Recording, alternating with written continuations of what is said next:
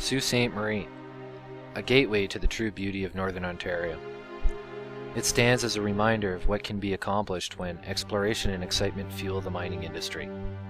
The community is home to SR Steel Algoma, the local steel manufacturing plant, and the old Algoma Central Railway, which is now owned by CN Rail. This part of the world has a rich and diverse history, dating back to before the War of 1812. Its culture and people are a reminder of the uniqueness of small communities. It is a place that many people see on a map and never visit. People in Toronto and Ottawa often forget or don't even know it exists. The fact is, it does exist, and it is a large contributor in Ontario. Unfortunately, the modern era of corporate greed and failing politics has not left this small community unscathed.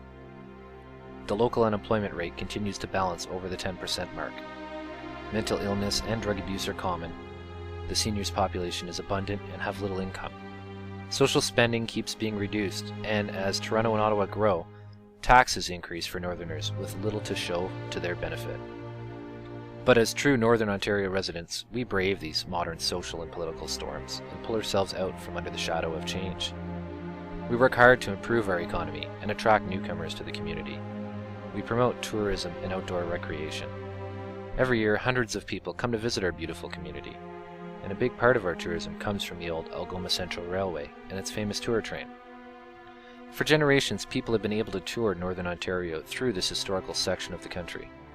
The railroad travels between Sault Ste. Marie and Hearst, Ontario, through mountainous vistas and majestic landscapes. Many Canadians and Americans alike have flocked to this area to purchase or visit these little pieces of heaven along the ACR route.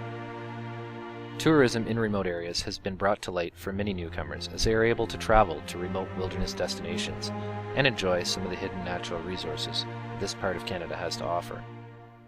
Unfortunately, change has a way of eroding the fundamental beauty and enjoyment of these precious spaces.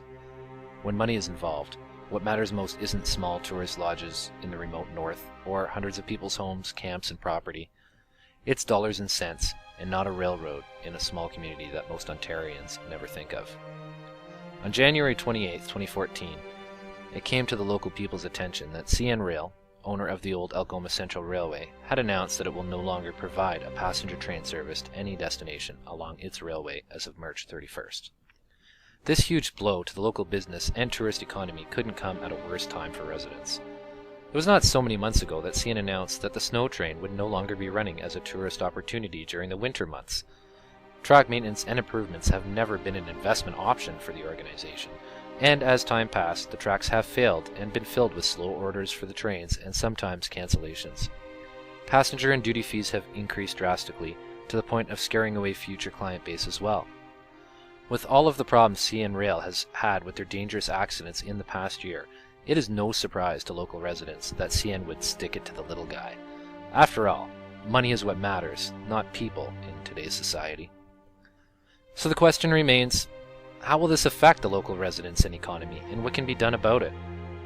The answer is not so simple, however.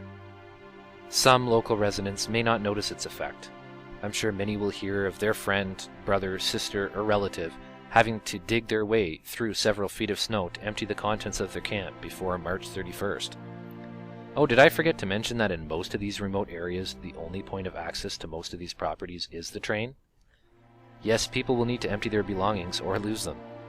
Planes can be taken in for some people, but getting a large 16-foot fishing boat out of a camp on a pontoon bush plane sounds kind of over the top for the situation, doesn't it? Possibly. Some people's whole livelihood or life is invested in these areas. There are people that have permanent addresses on this section of track. Others have their recreational investments.